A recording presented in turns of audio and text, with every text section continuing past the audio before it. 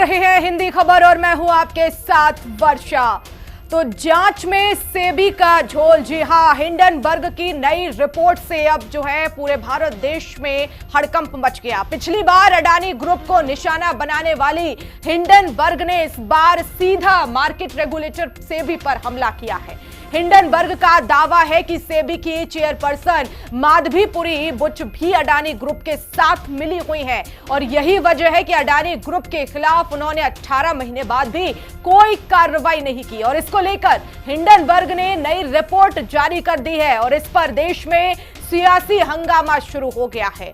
तो Hindenburg report में जिस तरह से खुलासे किए गए हैं उससे सेबी की जैसी संस्था की जो विश्वसनीयता है उस पर अब सवाल खड़े हो गए हैं। क्या सच में सेबी की अध्यक्ष माधवीपुरी बुच ने अडानी के साथ मिलकर जांच में खेल किया? क्या अडानी के साथ सांठगांठ में माधवीपुरी बुच ने जो है वो कार्रवाई करने से रोका है? आखिर ऐसा क्या हुआ कि सेबी की तरफ से सिर्फ नोटिस जारी करने की खानापूर्ति की गई और इस कांग्रेस और आम आदमी पार्टी समेत कई विपक्षी दलों ने सरकार को घेरने का प्लान अब शुरू कर दिया है। आरोप लगाया गया है कि संसद सत्र इसीलिए जल्द खत्म कर दिया गया क्योंकि सरकार को पता चल गया था कि हिंडनबर्ग रिपोर्ट के आधार पर विपक्ष सरकार को संसद में घेर लेगा और इसीलिए सरकार ने 3 दिन पहले संसद को अनिश्चितकाल के लिए स्थगित कर दिया। तो क्या सच में जैसा विपक्ष कह रहा है वैसा ही हुआ है या फिर मोदी सरकार को अडानी के मुद्दे पर कटघरे में खड़ा करने के लिए कांग्रेस और आम आदमी पार्टी की तरफ से हमला किया जा रहा है? और ऐसे में अब हिंदी खबर सवाल पूछ रहा है कि आखिर हिंडनबर्ग की रिपोर्ट ने टेंशन बढ़ाई।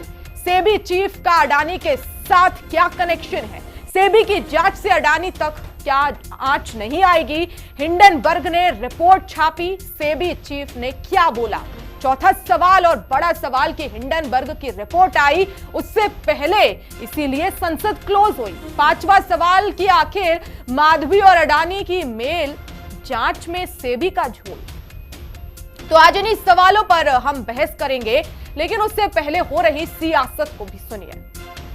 दूध का दूध, पानी का पानी अपने आप हो गया।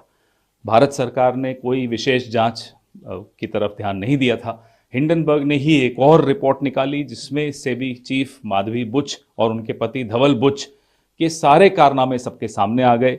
ऑफशोर कंपनीज में उनकी इन्वेस्टमेंट सबके सामने आ गई। ये वो कंपनीज हैं जिसमें अडानी के भाई विनोद अडानी की भी इन्वेस्टमेंट्स हैं। जब सब कुछ सामने है तो सवाल ये उठता है कि माधवी बुच को जब सेबी का चेयरमैन बनाया था, क्या भारत सरकार को ये जानकारी नहीं थी? अगर नहीं थी तो ये बहुत बड़ी विफलता है, भूल है, और अगर थी तो षड्यंत्र का हिस्सा भारत के प्रधानमंत्री खुद हैं। के प्रधानमंत्री से पूछना चाहता हूं, आप भ्रष्टाचार पे बड़ी बड़ी बातें करते हैं, भ्रष्टाचार को खत्म करने की गारंटी देते हैं, भ्रष्टाचारियों को जेल में भेजने की गारंटी देते हैं, और आपने एक तेलंगाना की सभा में कहा था अडानी कांग्रेस को टेम्पू में भर भर के रुपया पहुंचा रहा है।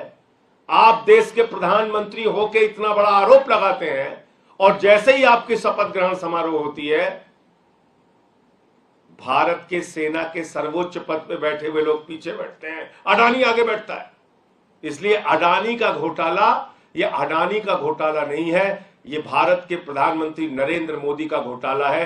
ये भारतीय जनता पार्टी का घोटाला है जिसने पूरा देश अपने दोस्त के हवाले कर दिया।